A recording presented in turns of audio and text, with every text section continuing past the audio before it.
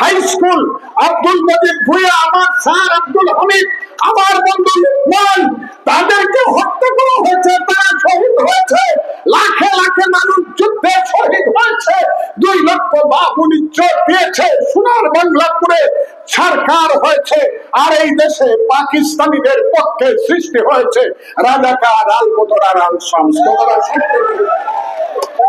সেই রাজাকার আল-বদর আল-শামস 54 বছর পরে এসে বলবে না না কোনো যুদ্ধ হয় নাই, যারা যুদ্ধ করছিল তারা আল্লাহর কাছে মাপ চাও। আরে হারামজাদারা, রাজাকারের বাচ্চারা, তোরা মাপ চা, তোদের বাপ দাদা 14 পুরুষ 100 বছর পর্যন্ত মাপ চাইলে তোদেরকে আমরা ক্ষমা করব না। মুক্তিযুদ্ধ ভালো ছিল না খারাপ ছিল? স্বাধীন হয়েছে এইটা ভালো ছিল না খারাপ ছিল?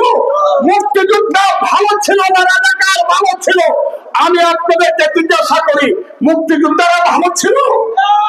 তারা মুক্তিযুদ্ধ ভালো ছিল বলে হাত উঠান তো দেখি।